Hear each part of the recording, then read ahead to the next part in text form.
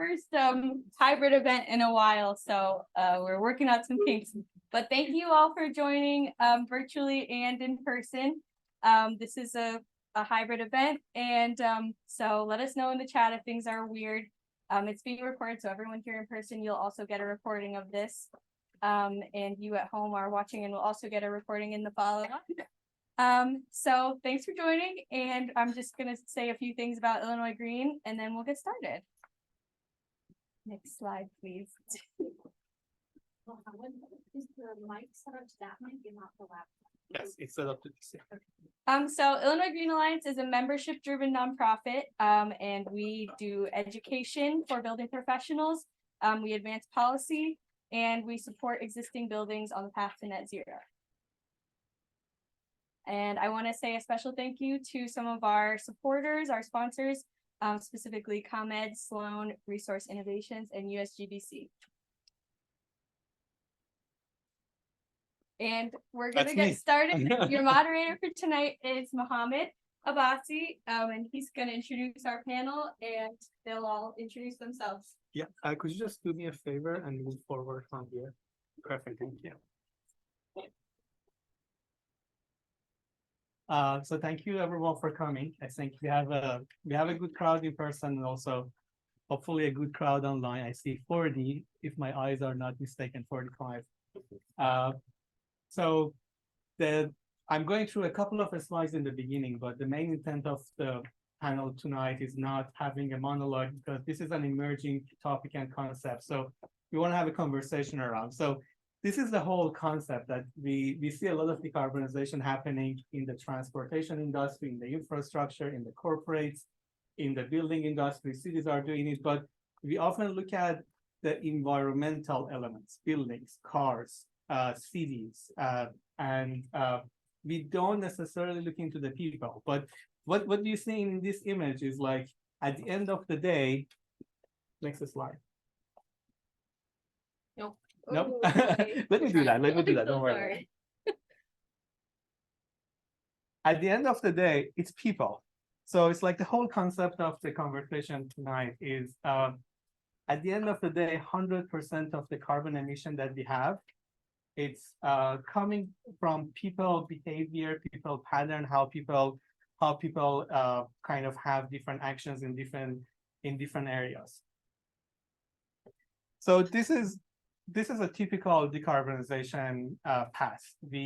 And for those of you that are doing decarbonization or doing some of these roadmap electrification activities, there is a simple concept that we have a ton of greenhouse gas emission today, and we have a little removal and mitigation, and we are targeting to make them balance. But the reality is like the activities that we are doing, electrification, energy optimizations, like reducing our embodied carbon, like working on better refrigerant. If you look at a scale of these activities, all of them combined are smaller than if we can fix people pattern to behave and act and have a better impact on reducing carbon emission.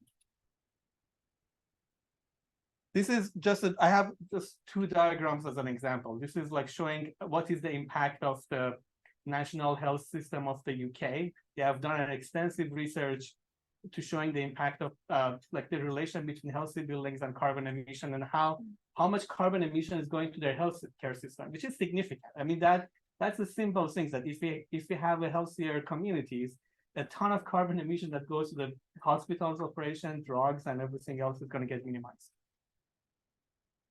This is another slide that we had an intern last year that she has spent literally half of her internship trying to come up with this diagram. And I hope she joined the session today. It's showing the loop or the circle of carbon emission versus health. A lot of things, when we have a fire event, is directly causing carbon emission, but also indirectly is causing carbon emission through causing like more like respiratory diseases for people, pushing buildings to spend more energy to have a better quality. So when you look at how the environmental elements, climate change crisis, and buildings and people, and the impact of them on people are integrated, you figure out that everything is tied together. And it's a narrow-minded mentality to say that no, healthy building are these, this is decarbonization, and do any decarbonization plan agnostic of people. And this is just an example of like, we're gonna have that as a question in our panel, but I often get this question every day at work that better air quality means more energy, which is absolutely wrong. Like there are multiple standard ASHRAE 62.1 others trying to advocate to show that actually have a better air quality could come with much lower carbon emission in your operation. I'm not going to get into the technicality of it, but I'm just mentioning an example of how oftentimes healthy buildings and decarbonization are seen as paradox or contradiction. One is like advocating to have people have a healthy life and not care about the planet, but the reality is like they're hands to hand. And I love Vela's slogan on the fact that let's do everything for people and planet. So with that, we can start our panel, so we can stop sharing the screen. I'm sorry. Maybe you should do it. Yeah. Sorry? We do some intros. Yeah, Yeah, we gotta do that. Okay. Oh. I can make this gallery. No, slides are already. Yeah, this is fine. So with that, that was just a simple, quick interview to hopefully have some ground for our conversation. So with that, I want to open to our panelists, and thank you so much for coming. I think this is someone mentioned that this is the most Illinois Green event. We have two Illinois Green chairs on the panel, and hopefully a future board member. So it's like I'm apparently the only person that hasn't been going to the board. But let's just start with a quick introduction and also maybe share your initial thoughts about the topic. We'll start with Annalise. Oh, great. Hi, everybody. I'm Annalise Stum. I'm Vice President of Sustainability at JLL. JLL is a global real estate services firm. I lead our sustainable buildings team nationally for our organization, which includes a lot of certification efforts, LEED, WELL, as well as sustainability consulting in a broad variety of different ways as well across our national team. So a lot of this also includes decarbonization planning, ESG strategy and advisory, et cetera. So our team is completely focused on providing sustainability consulting services holistically. And so this is where my perspective comes in, is we don't differentiate between environmental impact and social impact. Mohammed teased this really well, but those two things are inextricably linked. And we are seeing that more and more as time passes with our external clients. Our external clients are typically occupiers and owners of real estate. And they're starting to learn that we can't make an environmental impact without also impacting people. And I love that graphic that you showed, Mohammed, that your intern created, because all of those different areas, even if we're calculating carbon emissions of those different areas, they all come back to people. That's fantastic. Thank you so much. Yeah. Sumaya, please. Hello, everyone. My name is Sumaya Karam. I'm the Director of Sustainability with Cyclone Energy Group. We are an engineering consulting firm based in Chicago. Similar to what Annalise said, we do a lot of sustainability work. I manage the sustainability group. We work a lot with different green building certifications like LEED, WELL, FitWell, and Green Globes. We do a lot of sustainability consulting as well. I would say our main clients besides owners, we work a lot with developers, we work a lot with architects as well.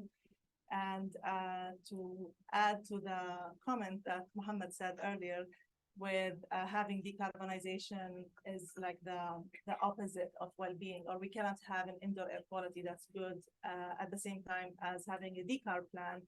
That is correct maybe with the old technology that we had, but with the new technology we have now with all the sensors and all with the live monitoring we have in our different buildings, we can actually have it work together from a holistic perspective, and they're not competing against each other. We work with our clients to have a realistic decarb plan where we can actually achieve decarbonization as well as achieving better indoor air quality and healthier buildings for our clients. Thank you. John, please. John Millade, currently the board chair for Illinois Green Alliance, soon to be handing the reins over to Annalise here, as was mentioned. I work with White and Company, and White is an integrated architecture, engineering, construction firm here in Chicagoland. It's got offices here in downtown as well as in Darien. And I think what makes us unique is really the ability to provide these integrated services where we're able to soup to nuts, design high performance and deliver high performance projects. My role is exclusively sustainability. And so I'm fortunate to be able to play in sustainability in the playground with all the different disciplines. And so I kind of poke my fingers and my nose sometimes where others might not want it. And, you know, it's just in championing sustainability across our projects for the firm. We do a lot of K-12 work in schools. And so for me, I think that's one of the areas where the social dimensions and the environmental dimensions really come together. Because for that vulnerable population of students, you get very clear benefits and outcomes, student outcomes, through high performance design. So we can talk a little bit about that throughout this conversation. And we do a lot of other work with municipalities and corporate interiors and things like that. But the K-12 is really our bread and butter. Perfect, thank you. And like, maybe I do a quick intro myself too. Like, so I'm Mohammed Abbasi, senior consultant with WSP. I think I have a lot in common with all of our panelists on what they covered. So I think that my interest on this topic came from the fact that, like, since the architecture school, I've always been interested in healthy buildings and those elements, but also I ended up working on energy modeling and understanding decarbonization effort. And what I witnessed, the reason we had this panel is like, there is a need to raise awareness around this topic. So I do a wide range of activities, as Somay also mentioned, from green building certification to healthy building certification. And specifically, I lead the healthy building services for WSP, including well consulting, testing, and other activities. So with that, I go to my first question and the way that we're gonna handle the panel. And maybe before that, I wanted to acknowledge that if I was testing this space for a well space, it probably would have failed the thermal comfort one. Why? Is it hot? It's hot. I'm always cold, so this feels great to me. Yeah, I mean, it's like, People the first- impact. yeah, so it's like that's why like Well is trying to kind of be more kind of focusing on more individual comfort and not necessarily what ASHRAE 55 says. So for the question, I'm gonna ask one question and I'm gonna start with one person, but like please the other panelists chime in and build onto that. I mean honestly, this panel, I introduced myself as a talkative moderators, but so I may chime in myself and answer Good, some of as the we would questions. expect. That's good. But please do that too. I'm not gonna go too formal because I think we all know each other, we know our mentalities, and I hope that helps to have a dynamic, to shape a better dynamic for the panel. So, Sonia, I'm gonna start with you. So how are the decarbonization trends impacting your work in your organization? I know like Cyclone is also doing a wide range of activities. You have a team that's doing analysis, portfolio decarbonization, existing building. How do you think that the decarbonization trends is kind of integrating in your work on the stuff that you do and the other stuff in your company? We're getting more requests now from our clients to have like a portfolio level decarb plan. So it's not anymore, helping reducing the energy consumption of one specific building. Now they're asking us to have a decarb plan for their entire portfolio, which includes multiple type of buildings. So that changed a little bit the work we do, because now you have, instead of working just with one building, you need to work with a plan that's scalable on a portfolio that will have different types of buildings in it. So that would be a little bit more challenging than working with an individual building. It works really well with the other services that we provide in the company as well, because we are involved with sensors and continuous monitoring based commissioning, and the engineering consulting we do on a building per building basis as well. So it's very interesting to see the live data and how your system is actually responding to it, and how you can actively advise the user, the client, how to maximize the benefit, whether it's for reducing their energy, their carbon emission, or better indoor air quality as well. So they do work hand in hand together. It's like an integrated package. Fantastic. John, please. Yeah, I think we're maybe in a little bit more of a unique position in that a lot of our work is new construction. And when you think about carbon and decarbonization, the elephant in the room are new buildings. It's all the stuff that we make in order to put buildings together to begin with. Many of you probably know the numbers, the industry, the rule of thumb. It's kind of like the emissions from building the building to begin with is equivalent to about 30 years of operational emissions. It's like, think about that. The difference is that those emissions happen day one, right? And over 30 years, you're going to have system lighting upgrades, system replacements. You're like, the day the building is built should be the worst performing day of its life. And over time, it should continue to improve in performance as technologies improve. So the embodied carbon question, and with mechanical engineers, it includes refrigerants and other related topics, but it's a tough one, and it's one that we're working on. We haven't perfected, nobody's perfected it quite yet. But it's really our learning edge and how we're trying to improve design. Interestingly, what we're finding, as a firm, we've been really good at designing high performance buildings. We've got the first net zero building, verified net zero building in Illinois, others that are in pursuit or have achieved it. But the embodied carbon is still the big chunk of effort that remains to be done. Fortunately, we've found solutions and we've been improving our specifications that, there's no cost, zero cost things you can do with like structural specifications, for example, that can reduce the embodied carbon. So project over project, we're learning, we're trying to quantify that and demonstrate a reduction really at no cost.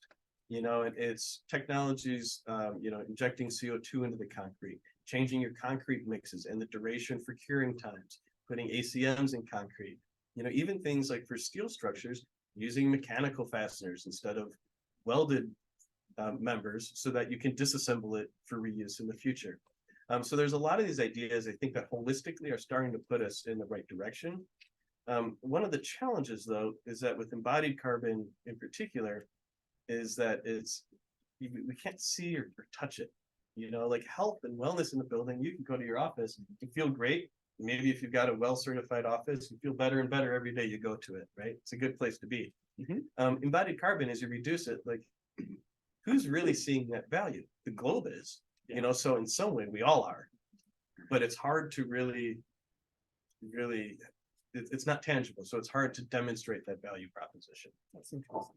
I could touch on kind of two things that both John and Sumaya said, which I know rolls into our probably second question. So maybe take it or not after that. So following on John's point, it's interesting because I heard a lot on embodied carbon, which is we're talking about the decarb aspect, right?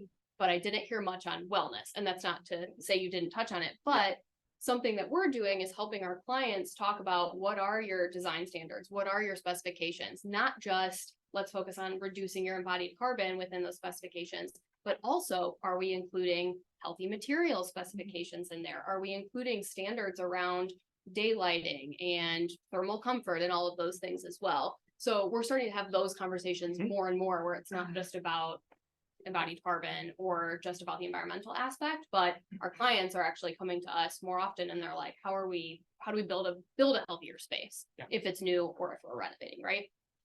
To Samaya's point about on a portfolio level, I'm so glad you said it because I completely agree. It's interesting that clients are coming to you to say that because we're typically having the conversation with our clients saying, hey, instead of just looking at this concept, whatever we're talking about at the individual project level, let's take 10 steps back and let's see how, if we can look at your overall portfolio, whether that's 5 commercial office buildings or whether that's an entire school district, what are we doing at that individual project level that's going to support your overall organizational decarbonization goals, wellness goals? How can our individual project support that overall initiative? And so we're kind of like backing out of it. Or if we're starting from the portfolio level, then the inverse, we're drilling down to the individual project level. And that's how we're being successful, especially with decarbonization strategy. We look at everything holistically across the portfolio. And then to make the biggest impact, we start drilling down to the individual site or individual, strategy level to make that biggest impact. Yeah, I think with some clients that we have worked with is they're I wouldn't say necessarily scared, that's maybe the wrong word. They're a bit nervous of having ESG reporting being mandatory at some stage. And they know they need to report on their carbon emissions, they need to report on basically everything that's impacting the planet. So it came from that aspect to be prepared. So once it's mandatory, they have the data, because like the data is a big monster on its own. Yeah. And it's going to take quite a bit of time to actually collect the data to eventually have the report. There is a huge work that they need to do before that. Systems in place. Yes. And I could follow up on that, but I don't know if you wanted. No. We're digressing a I lot. think we are going to the second question naturally. So the second question was already like, all of these integration are showing up in this scale portfolio work, and like, what do you see? I think you already answered some of that. That like ESG is integrating all of these. Like the IRA, like there are so many kind of like there are so many reporting mechanisms, there are so many kind of like target that already have those two. But I'm gonna come back to John toward the end and ask a follow-up question on the materials, because like it's interesting that one of the things that John taught me early on was like, look at the EPD. It tells about acidification impact and other things, and also in addition to the embodied carbon. So like I'm gonna come back to you and do a quiz on that, but just continue, please, because I think we already like naturally like transition to the second question. All I was gonna kind of double down on from Samaya's commentary is external factors that are driving these interests or Yes. commitments. Regulation is one driver, Exactly. right? Trying to attract and retain talent. You know, the younger generations are demanding that companies or that they work for or that they support are focused on environmental impact and social impact, et cetera. There's other stakeholder demand. When we talk about tenants in a building versus landlords of a building, they each have their own organizational goals that they need to work together to achieve. And so these these drivers are coming from a lot of different areas. And I like that you brought up reporting overall. So not just from a regulatory standpoint of eventually everybody's going to have to report out on their emissions reduction from a transparency standpoint, but organizations are also putting forth voluntary sustainability reports, ESG report, corporate social responsibility report, whatever you want to call it. Everybody is putting out a report that says, here's what we're doing. And it's not just we're decarbonizing. It's also That's here's just one aspect. here's of what we're it. doing, Yeah. like for our people, for the community. The social aspect is huge in those Exactly. reports. And so all of those things are coming together, and that's what we're seeing with our clients too. Yeah, and many of these drivers are not new. Yeah. I mean, we've been from regulatory drivers Yeah. through, your stakeholder engagement. A lot of this stuff are some of the same business cases that we've been making for a long time. I think one of the key differences now Bingo, is John. just this is the scale at which, like the momentum that we're seeing with these drivers, with ESG in particular in this case in reporting. And you mentioned, I don't know if we got into the second question, but just around We did. End of the second question. well, around the portfolio scales, one of the things is that, we want to see this scale that corporations and companies are committing to this routed portfolio is fabulous. Yes. What we need though is diligence to ensure that it actually trickles down to each of the properties. And I think there still remains a gap with what corporations want to be doing and are committing to doing with what's happening on the ground. I've seen it here in Chicago in office buildings that have achieved, well health safety rating, for example, that clearly not quite doing all of it. They can't produce a certificate or the scorecard, and they should be. Or we've got we worked with a lot of corporate interiors, and we're actually going straight to their ESG plans and bringing that to the table to say, hey, we want to design this way because it's the corporate commitment, when really the project manager, third-party project manager, there's still a poor incentive structure where they're looking at time and delivery and cost and not all of the corporate commitments. And so we want to make those connections. I want to bring us to our barriers question, because this is the same thing that I experience frequently. And I'm wondering if Samaya, you experience the same thing. It's that disconnect between the corporate drivers or the corporate level set goals, whether it's emissions reduction or whether it's we're going to have all of our projects certified with a wellness certification or any other initiative. There's that disconnect between what's set forth from the corporate level down to the individual project level. Yeah. And that's something my team, acting as a consultant, that's my job to connect those dots. but also it needs to happen organically. And from the industry, there needs to be more transparency, because the boots on the ground project manager says, oh, well, that's not in my budget. And that's always the biggest barrier, in my And then their opinion. incentive is not to consider. Exactly. Yeah. Yeah. And I it's the think- first thing that gets cut. I think that's a pretty significant barrier that like traditionally these things were segregated. You had the Right. building folks, you had the corporate folks that, I mean, we had environmental corporate sustainability for a long time, but like there was absolutely like not much connection to the building level. And like you see a lot of these decarbonization activities at high level, they're fantastic. But when you ask them, what are you doing exactly in your building level? They're like, oh, we are putting this plan, we are putting this target, but like, no, what is your actions? Yeah. How that is getting intricate or tied to that? Well, on some level, I'd rather all organizations and all buildings be trying to do something, and even if there's a fear of not Yeah. making it or failure, trying to do something is better than No. succumbing to that fear and not trying it. You No, get but into we are an getting analysis there. paralysis Yeah. of, shoot, Yeah. we don't know what to do, so we're gonna keep talking about it for another 4 months. Oh yeah, of course. I think we're at that point. My experience is we're at that point that the corporate level, the high level like plans and climate action plans and other decarbonization are starting to talk to the smaller scale, and it's happening. But Yeah, one of the things I think is really important when you work with a client on a portfolio level, you can really benchmark every individual building. You don't need necessarily to actually implement the plant on it. Yeah. And then they can see each building, how far is it from whatever vision they have, and then each building can budget that, like what's missing, what is the gap they have, and how can they work towards actually achieving the vision of the corporate as a whole. Yeah. No, I'm gonna pivot from to kind of dive into we're gonna dive into some like detailed conversation, but we're gonna come back to this. So I have this question is for John, but again, we're gonna continue the conversation. I said something in the beginning that I want to contradict that and have you respond again, which is we say that yes, we can achieve both healthy buildings and we also reduce our carbon, but like let's say that the total VOC here is like 8 microgram per cubic meter, and like we need more fresh air to bring it down, or like to make sure that everyone is feeling comfortable, we need to increase the number of diffusers, like make a smaller zones. All of these is still in reality, like a lot of healthy building metrics are increasing the carbon emission. So how do you approach it to make sure that like in education, in talking to the clients in your projects, like that kind of architects and engineers talking together, like these goals achieved at the end? Because again, like I think in reality, in so many cases, they don't help each other, they fight each other.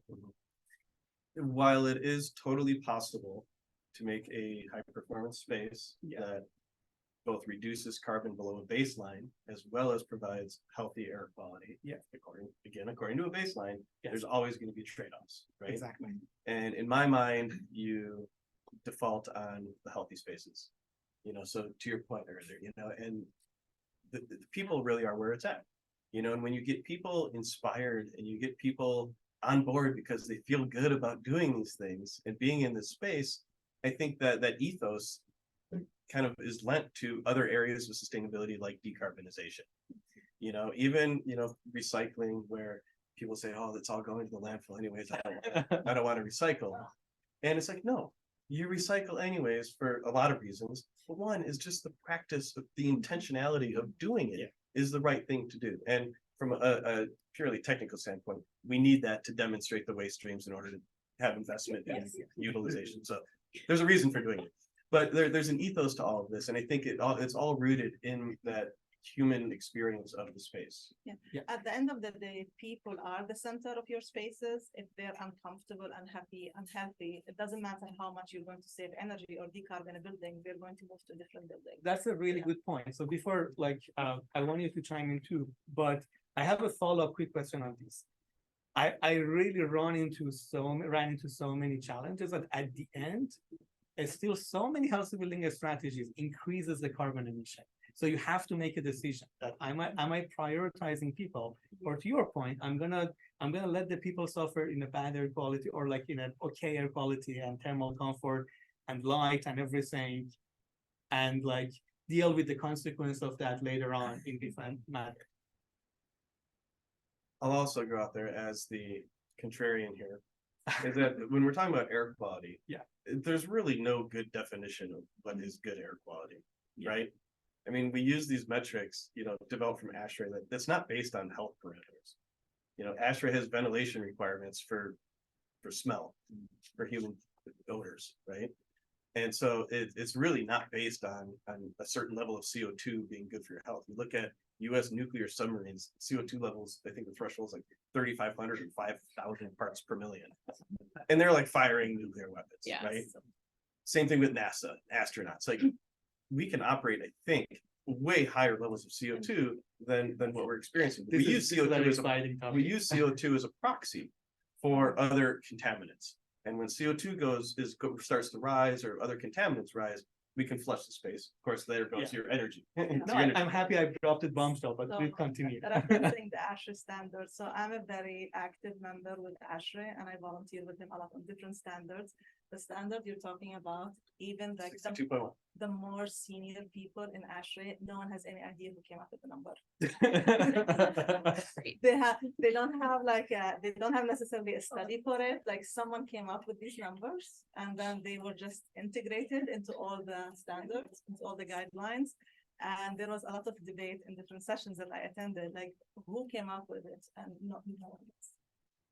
Yes. So when you're saying there is no standard, like who came up with these standards, some of them are just arbitrary, like we're comfortable at this level. And there's an inertia of Yes. doing this is how we do things. Yeah. So while I don't disagree with the fact that there's often a trade-off, because I do, think about everything where there's not a trade-off. When we're building a super tight envelope that's going to help us be a high-performing space, can't we better control our air quality, especially if we're in a location, not in the United States, for example, where indoor air quality is really poor? Wouldn't that be a case where that would benefit both decarbonization efforts and wellness efforts? Mhm. If we're talking about like utilizing any HVAC that's more efficient in our decarbonization efforts, isn't that the same HVAC that can then be controlled and flush a space more efficiently, but still flush the space and ventilate it? So same thing with lighting. The super efficient lighting is also the same lighting that we can control the CRI or the color rendering and the glare rating, which have a direct impact on our health and well-being. So I'm hopeful, which is interesting because I'm very much a pessimist, but there are these things that do coincide. And at the end of the day, I like where we're going, where we're like, people are at the end of the day, people. JLL's perspective is interesting because we're in property management mainly. That's our main business focus, right? And we're struggling getting people to occupy buildings right now, right? And yet, I was thinking about this in preparation for our panel. When we don't have people occupying our space, this is why all of our Energy Star scores are plummeting, because our buildings are typically operating kind of the same way with no people in them as we've been operating at max capacity. They're performing, roughly the same, let's say. But if we're bringing people back to the office, our buildings are essentially performing better when we're looking at scores like Energy Star, because we can say, oh, we're occupied and we're using the same amount of energy. Yeah. Right? So in a way, there's a driver there of occupancy. Yeah. And then if people are coming back to the building, they're also the ones that are demanding healthier spaces. So I was kind of just thinking of like this cyclical effect as well. So if you're managing the space, shouldn't you be operating the building as though nobody was in it? Yeah, absolutely. I'm gonna defend myself and say I am not in property management, but that's what our organization does.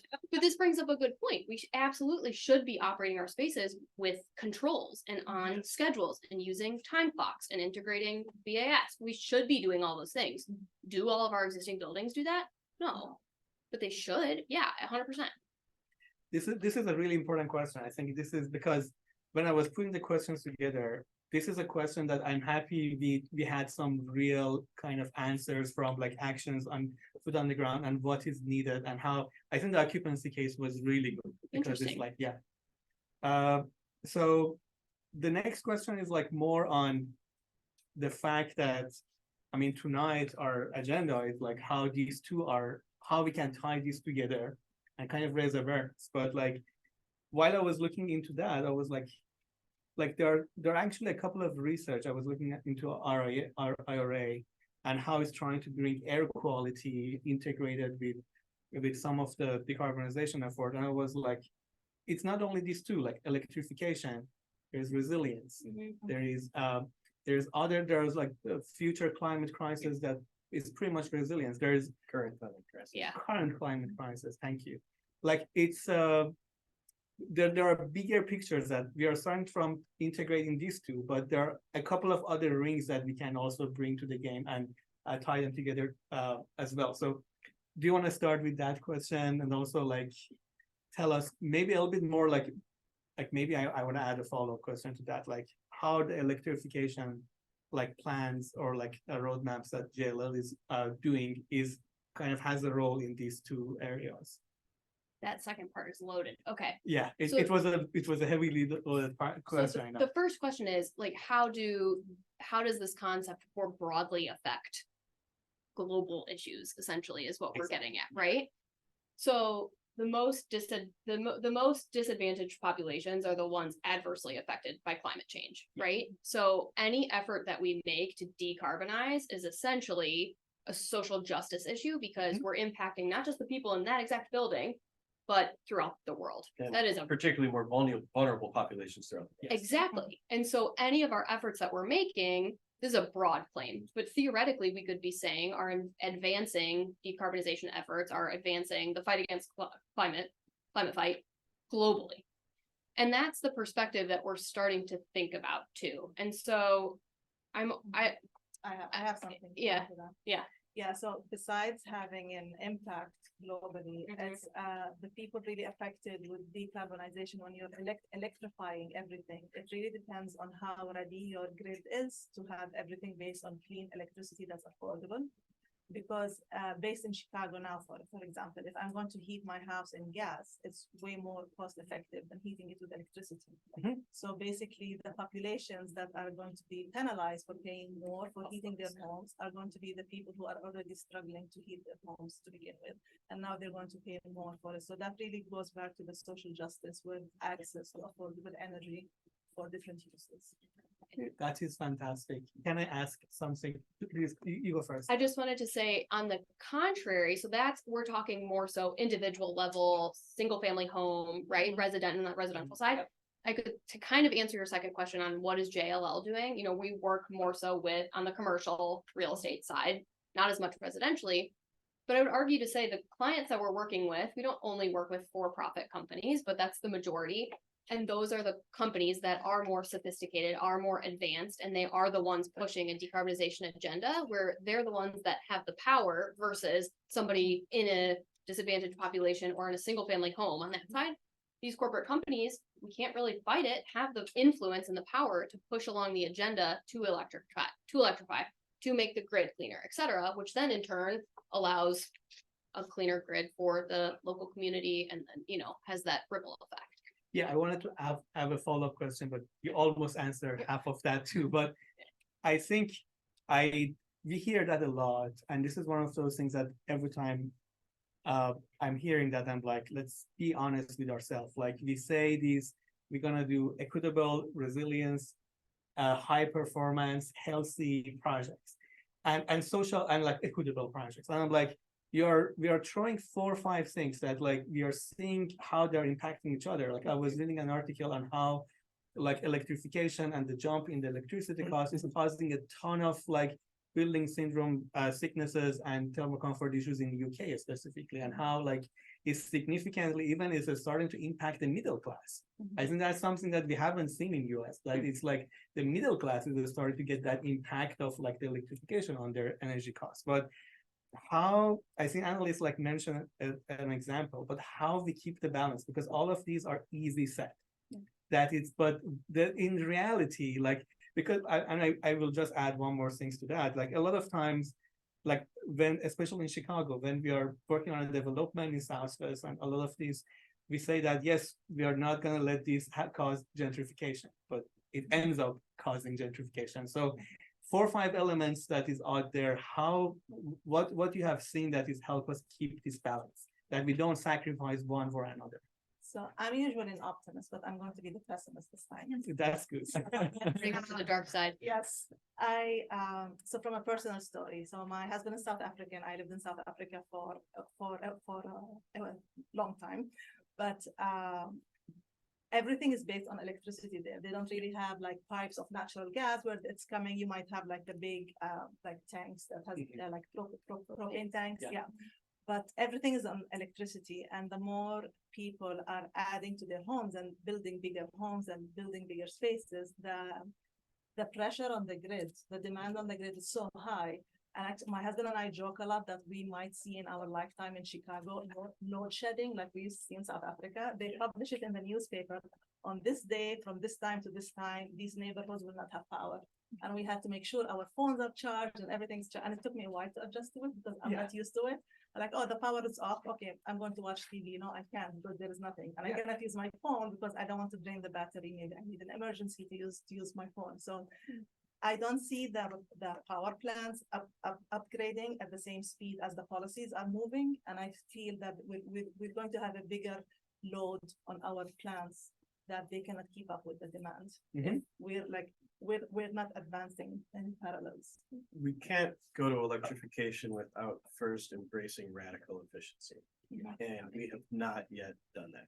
Yeah. You know, and you know, this retrofitting existing buildings to be more efficient is really the best thing we can do. We're not going to build our way out of our problem. You know, we have to look at what we already have. And I think to your point, you know, you mentioned some of these other related topics that are kind of weave into this, you know, this notion of circular economy is really one that's exciting to me because it's like hitting on a bunch of these notes. And frankly, when I go into space with all salvaged and used materials, like I feel better for some reason. Maybe that's just one of my own quirks. But they've become more interesting spaces for me, but certainly have a far reduced impact. And we really need to focus on that efficiency across the board. Yeah, and I want to say that this is interesting that like when I was talking about now different people, we used to have like people in sustainability working in different scale. That this perspective of we need to reduce before we remove. This is usually like building people approach because like we've been working on reducing energy for forever. And now that we are like working on removal, like power purchase agreement, like renewable energy, carbon offset, you're like, no, like you have to reduce Yeah, we've been working on it forever, but there's still so much work to be done. Yes. You know, and it's not just making new buildings more efficient. Look out the window. There's a ginormous building stock here that needs to become far more efficient. Yeah. You know, and to the people question, look at how many lights are on. I mean, can we have controls and people turn it on? We were talking about that earlier today. That's still like one of the mysterious like things about the commercial buildings that when you look from home, like Chicago City is like lighting. I think. Well, I was just gonna say, this is a huge issue right now, especially given where we're at in the economy. Landlords are defaulting on their loans. Nobody can afford anything right now. And yet that's arguably the most critical need. And I mean, my team's trying to figure out how we push the narrative and try to make it happen. Yeah. I don't know what the answer is. So we have 10 minutes left. So I think Do we have time for audience questions too? yes. We're gonna I'm gonna ask one more question and then we're gonna move to Q&A. So I think that was a question for that was a question I had for John, which is like healthy building has evolved. Healthy building practicing has evolved a lot in the past 10 years. I think maybe 10 years ago, healthy building practicing was not the same. Like there was a sustainability consultant and came out and like people learned that, but now like healthy building is like changing and is pivoting to social equity. We have equity rating that is trying to cover that portion, and like we are scaling. We are looking at the portfolio. This is kind of a Nostradamus question of what comes next. Like, what do you think happened, and how do you think do you think that I can continue saying that I'm a healthy building specialist, or that title or that image of like siloing people, healthy building expert to their own cell, or is gonna change in the future? You know, our industry's been in a really bad habit of chasing the latest and the greatest. Yeah.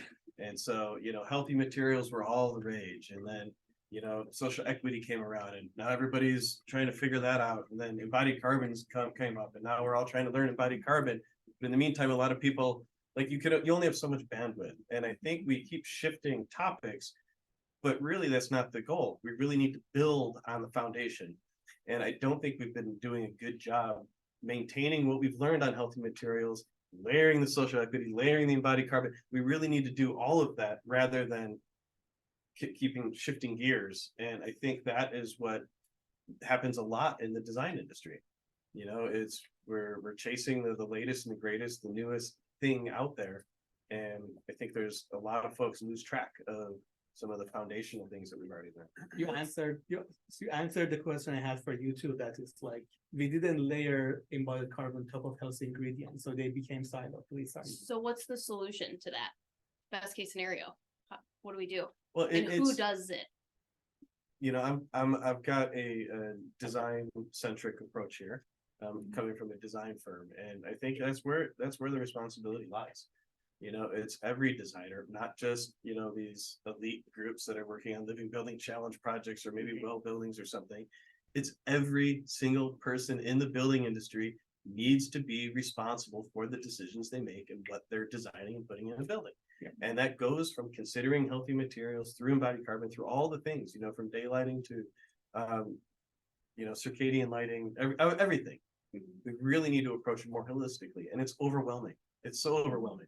And so the default, just human nature, is like we only have so much time, so much budget, and frankly, so much, you know, headspace that I could only manage one thing at a time because of all the other demands in my work in my life. But we just need to support each other and work more collaboratively and collectively to achieve that. As a former interior designer, I completely agree with this because I thought I had to do my due diligence as a designer, and I was expected to make those decisions and keep sustainability and health and wellness in mind at all costs, right? Like that is your commitment to your client, to the project. Not doing that is risky. It's not with your client's best interest in mind. It's not the planet's best interest in mind. So I feel a little justified in saying it because I was formerly that. But it's also on the flip side, it's not just the design team who I think has a lot of influence talking directly to whomever the client is, but it's also the client. Yeah. It's corporate organizations. It's your K through 12 projects. You know, whomever it is have to be also pushing that narrative and pushing the demand. Mm-hmm. That's Yeah, I'm going to reference to one of your slides you shared earlier. Oh, where- thank you. Which I like referencing. when you showed that it's changing the habits of people, their behavior. So something I learned in my architectural school many years ago is the most difficult thing to change is human behavior, because there is a lot of education and training that goes into it, and there's a lot of costs associated with that, and it takes a very long time. It's not a quick fix. So changing a human behavior will take a very long time. So we need to keep continuing all the new things that are coming out, educating people about it, but also building things on top of each other and not forgetting different aspects, because they all come together at the end. They're all integrated. Yeah, no, I think that's go ahead. There is that response done. I'm just gonna say that was a good wrap. Well, you asked the question, and this is all I have to say then. You asked the question is, can you still use the title of healthy materials Yes. specialist or Yeah. what have you? You might have to Ideally, get it, yeah. well, ideally you wouldn't, to be honest. Yeah. Because ideally, as we move through this and we create the demand and manufacturers get on board, and then you'd be surprised the advancements that manufacturers have made in materials health and transparency. Like it's amazing. It's really amazing what's happening out there. And my hope is that sooner than later, you could just pick a carpet, pick a table, pick whatever you need without really having to look at the ingredients, because you can trust that, hey, the industry has already got rid of the nasties. You need to trust. Then you don't need the material specialist. anymore. That's a policy and regulation issue that we don't have. So Well, that's- it's happening without the policy Yeah. and regulation. So I mean, it depends on the country. Yes, So, exactly. I don't want to put on that spot. Some countries are very, it's like easier to ban things. Yeah. Here it's much more difficult to ban things. So there are so many chemicals that are illegal in Europe. We still use them in our food today, which Yes. is like mind-boggling to me. That's great. Yeah. Because like the a lot of- manufacturer. a lot of pesticides, going back to the well certification, I learned a lot of different chemicals from all the pesticides we use. Like some of them are even banned like in developing countries, but we still allow them here. And like I was very surprised to find that out. That's a really down a rabbit sensitive hole, yeah. conversation. But like it comes really back to when I say policy, I just mean the law. It would be great if like the minimum is like the basic, which I can use and buy. I don't need to worry about Yeah. looking into every single Well, ingredient. not cornering you in this conversation. Yeah, but the question is, how are we gonna get there?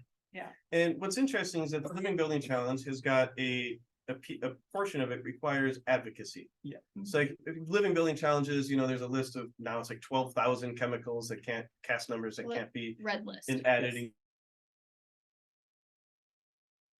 And there's no living building out there that is purely free from all of these ingredients, right? Yeah. The trick and what is acceptable then is to approach it from a position of advocacy.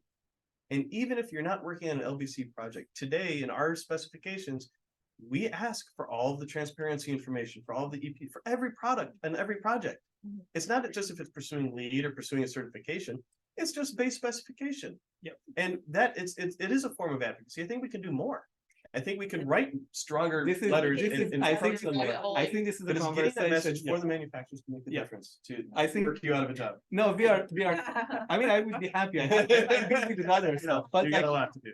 but before wrapping up, I wanted to say something on that. I mean, we are on recording, but it's sometimes All of that was recorded. He all just wanted to of clarify. that was recorded. I mean, he did advocate for the manufacturers, but I want to do the, like, I have sent Gizli a number of those advocacy letters, but it irritates me that like, when you mentioned like it's by country, like I think we didn't touch the idea of like, we didn't touch policies, regulations, and education. I mean, we only had like 40 minutes, but it's like, I also like to not worry about like all of these manufacturers doing greenwashing, get a label, get a HPD, but not disclose like half of their toxic material. I mean, I think that the answer is like, I like the word that we don't have all of these certifications for the materials, and just make sure that the regulations has taken care of that, and it's like, we are fine. But for This is that, another panel conversation. is where another we do panel healthy conversation. materials and materials regulations. so let's move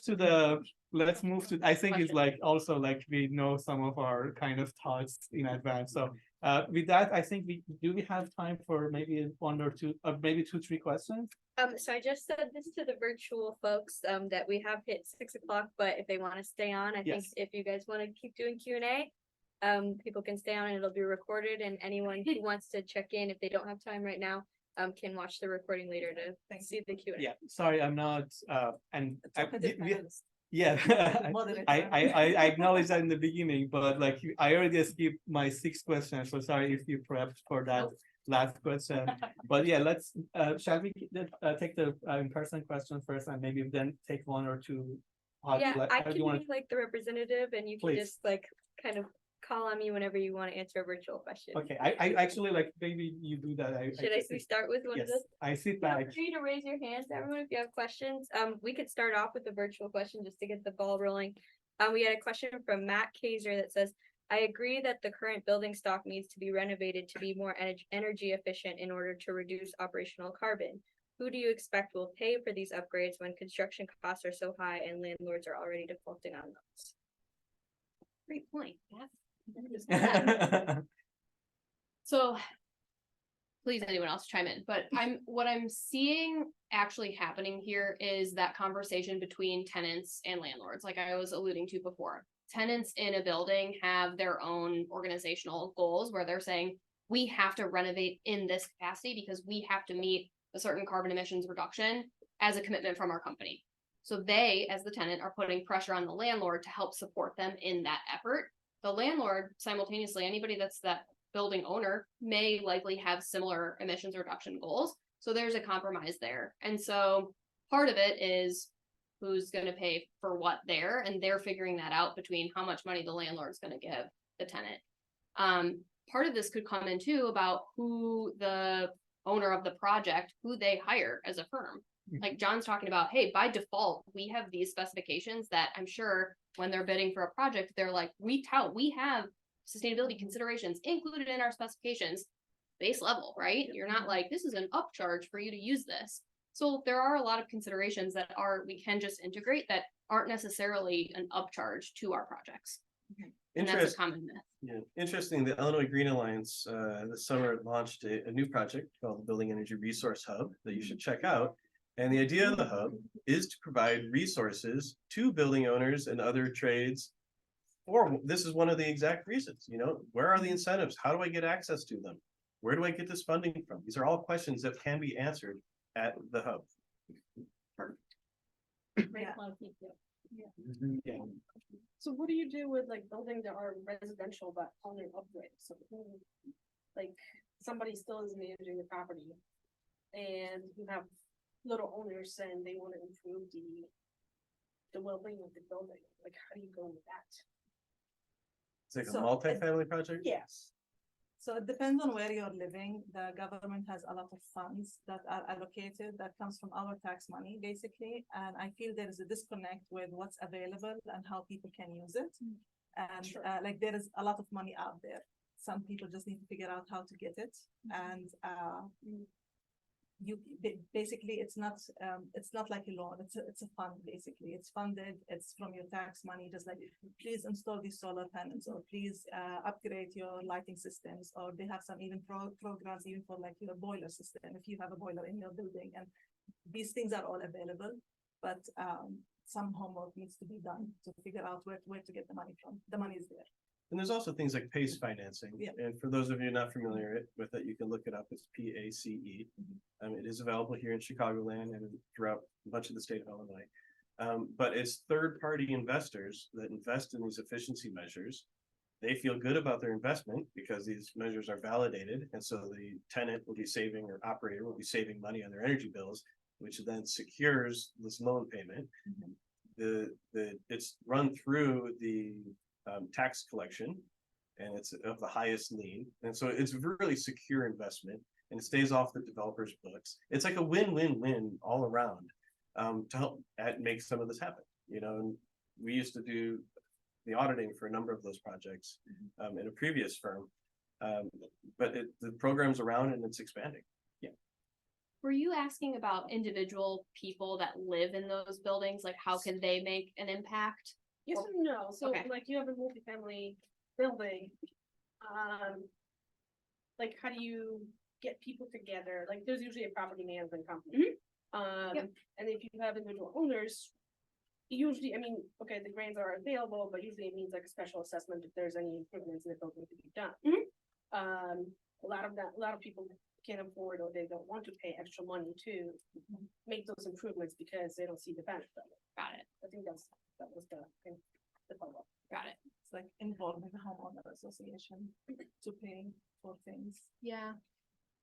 Yeah, I was just thinking through like tenant advocacy. So, same way as I've been talking about tenant advocacy for commercial buildings, same thing with anybody living in one of those buildings. If they want to see changes, or if they want their own space to be operating more efficiently because they're paying their utility bills, and they're expensive right now. If they're like, hey, building, you should be making our building more efficient so my utility bills are lower. There's that advocacy component of whomever's living there should be pushing on the property management company.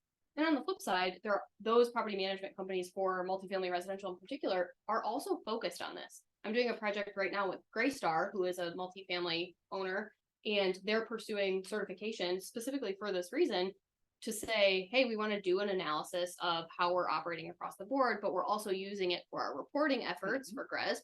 We're also using it to tout how great our building is to our tenants, and there's a tenant engagement component in that too. So I think it all comes back to that collaborative effort, and holistically, we're checking all the boxes. Yes. Another ritual. I think, One yeah, more. let's One like, more. We let's have take another one more, question please, from Emma. Which countries do decarbonization successfully?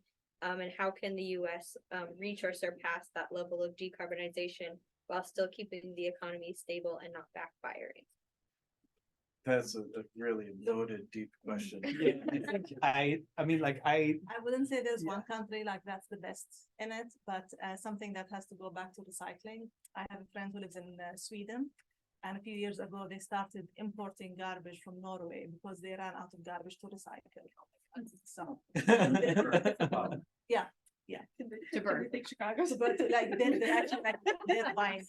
So well, actually, I wanted to mention Sweden too. I mean, it's like, it's not my area of expertise. I really don't know the numbers, but like, it's like, the level that when you look into the grid carbon emission rate, the not the number of net zero building necessarily, but the average UI. Like, we had a project in we had a project in Sweden that was in Stockholm, and we had a well performance testing agent in Gothenburg, and the client was like, no, I'm not going to allow anyone travel from Gothenburg, take a 2 hours like efficient train. Yeah. It needed to be done locally, and they went through a lot to make it happen. Even though, like, in US, I probably had like 20,000 kilograms of carbon emission to do my well testing in US. So there's a huge difference. But again, it's not my area of expertise, something that we just That's an face it. That's an LBC thing where you can't have your consultants travel.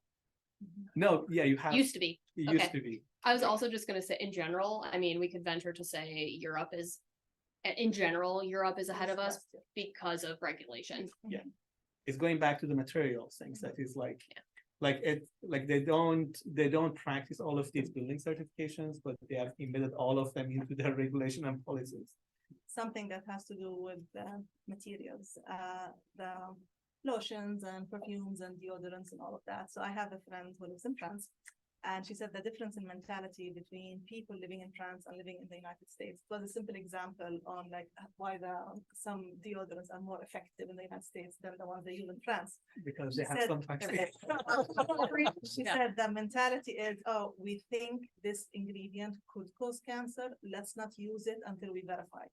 Here in the United States, our attitude is, we have not proven it causes cancer, so let's continue using it until we prove that it actually causes cancer. And since that conversation I had with her, every single time I'm comparing things, it will be the same brand, the same manufacturer, but the ingredient list is different based on the country that they're manufacturing in. So, but yeah. That's I wanted to advocate for Grace for Freedom. Sorry, Design for Freedom. I mixed the name. Who has heard the Design for Freedom? It's a fantastic organization. Look it up. I'm not gonna mention, but they do a lot of activities to kind of like, they have done a lot of research to say that these manufacturers in the US, they may have all the certification, but they're getting the raw material from a location with child labor or other things. That was a quick advertisement advocacy for that. But I think that do we have another thought in the last question, or we should be a wrap? I feel good. I Thank can you. ask one last good question we could ask, and then we can all just network and turn off the stream. We haven't lost that many people yet online. That's a good sign.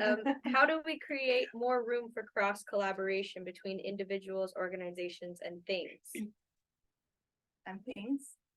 That's a $1,000 question. That's a tough question. right? It's hard. We need to talk about it.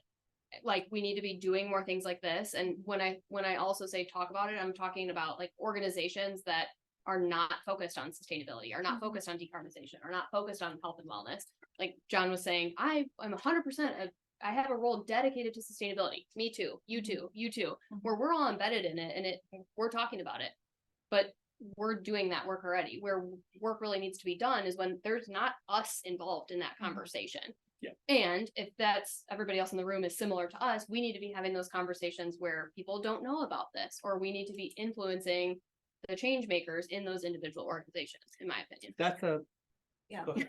Another aspect to do that is I have two things to say. Like, Sure. don't be really shy of going up to a person and asking for advice or assistance or help or resources. Like, I have reached out to random people on LinkedIn where I saw their profile, I like the work they do, and I just went and introduced myself, and we became good friends actually. So like, just go and ask people for advice. Worst thing that can happen is they will not reply to you. You're gonna get a lot of LinkedIn messages from this. That's perfectly yeah. fine. Hopefully. I have worked as a mentor for a lot of young professionals who are graduating, so I don't mind that. Another thing is I sometimes feel after a certain milestone in your career, some people, it's like too late for them to change their mind about things. So just impact the younger generation. So with the Illinois Green Alliance Green School Mentorship Program, I volunteer with that. I volunteer with ASHRAE as well for different programs in schools. Like I'm very involved in the elementary school my daughter goes to. And I have little kids holding infrared cameras and sensors and I don't know what during their STEAM nights. And it's very exciting to see little kids talking about VOCs, although they don't really know what VOC is. But it's like if you change the minds or like open the opportunity for the younger generation to know really to understand what's around them, you don't need to work as hard when they get older to make them understand their impact on the environment. And I just have a short response to go ahead and ask people the questions. And if you're asked the question, please respond. Yeah. You know, share what you have, share what you know. And that's the only way we're going to get there. And you can't hoard resources and hoard the tools and hoard the know-how. We have to share it with everybody. Yeah, exactly. And I want to close with another advertisement that I think I want to acknowledge that we are segregated in organization, in the workplace, the connection between the schools and the workplace, the connection between the school's workplace and the manufacturing. And Illinois Green is a good example that always been trying to be the umbrella with other organizations too, like IBIPSA, like ASHRAE, like Design for Freedom, open architecture. I've seen like this is what we need. Like Well does that with LEED, like LBC does it with Reset. I think in general there is a lack of communication and collaboration that is causing all of some of our issues. But with that, thank you so much. So we still have some snack left, a couple of logistics. The restrooms for women, if you go to the corridor to the right, there is a women's restroom. On the other side of the space, there's a men's restroom, but you have to go through the elevator lobby and then take right. If you want to grab coffee, tea, water, please do that. We still have some like non-alcoholic drinks left. And I think with that, thank you so much for all of Thank you for joining us. Thank you, speakers. I'm gonna turn off the stream now, but thank you all for joining us. This has been really great. Yes, thank you. All right, thank you. Bye.